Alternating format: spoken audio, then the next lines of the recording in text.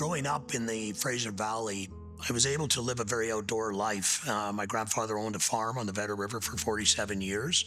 Spent a lot of time at my grandparents' home. So I grew up connected to both the land, the animals, as well as the water. I remember hooking my first big fish.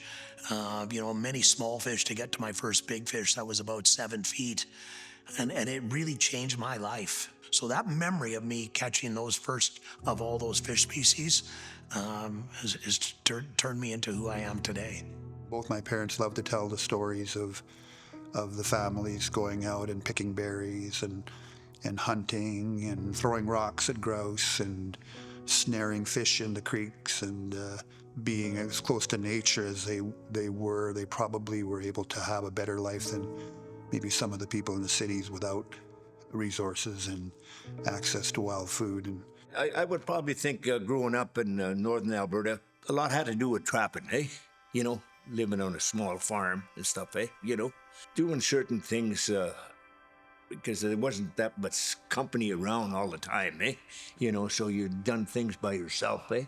I grew up always hiking and camping and fishing with my family, and I think that's partly why I became a fisheries biologist. Just the love of being in nature and observing all the different seasons that we get in the Northwest here. I have a lot of favorite memories. A lot of it was just spending time with my dad out in the wilderness and learning different techniques on hunting and how to catch fish and how to process, and did a lot of harvesting of mushrooms when I was young with my grandmother, fishing, hunting, trapping at a young age. So it's been a great big part of my life. I feel that if we were moving to the ability to, how could we connect again? It's a matter of, it starts with the youth. It starts within the nation's communities, the Métis communities, the Inuit communities, and it begins here. It begins at a very young age, and we need to take those values and we need to reintroduce them into these communities, and we need to make a really big effort to take kids to the land. I've been involved a little bit with restoration type work, and I think that would be a great way to involve community members in initiatives that are land-based. Get the youth more involved, with maybe walk around the woods, pamphlets to show different types of plants and herbs or whatever is available in the area that you live in that can benefit you, and how to preserve them and stuff like that. I'd like to see a little bit more Métis do a little bit more trapping and stuff like that, eh? But there isn't many around anymore. I think if we have people who are familiar with things like hunting, fishing, game processing, sharing their knowledge and experiences can mean a lot.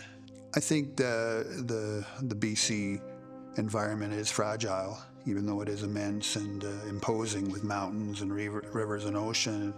It's still very fragile, and so protecting the resources in the 40 years that I've been here has become a really critical item. I think having more information on conservation concerns that are maybe specific to the different Métis regions of MNBC and different initiatives that are occurring in those areas that we could either partner with, or ways we might start our own initiatives. Well, what I'd like to see for conservation initiatives is a step forward in the proper direction, and that is taking and creating the funds to ensure that our people have sustainable protein for the rest of their lives. And to have the people that know about this stuff, educate more to the people that don't have knowledge of the things that are out there that you can benefit from.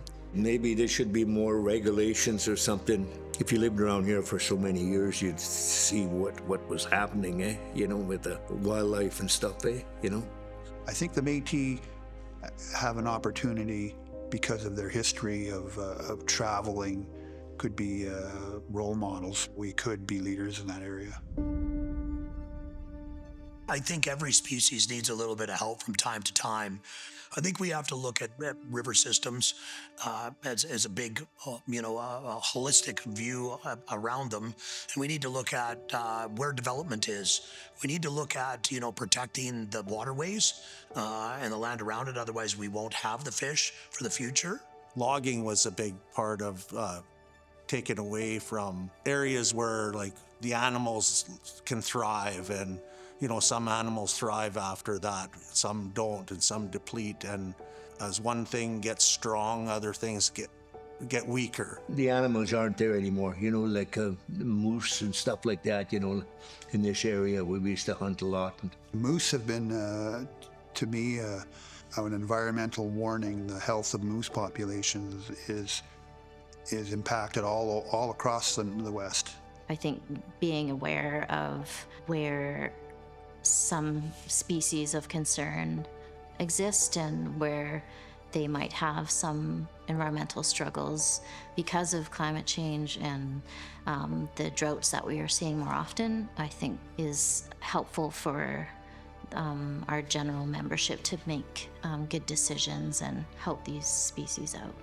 I'd like to see the art of the Métis more strongly recognized in British Columbia by coming together, focusing energy and resources that we can do it. Potentially more cultural or nature camps that can involve all ages, and so we have that connection between both the young kids to older adults, and we have that kind of information exchange of how things have been changing and that knowledge that comes from our elders.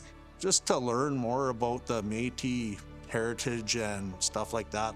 I see that there is a sustainable value in creating education and tours that would include Métis people in British Columbia and other Indigenous peoples of Canada. Tourism can be taught to youth, and it can be developed through the generations, and take the story keepers and knowledge keepers and develop that into something that the world wants to see.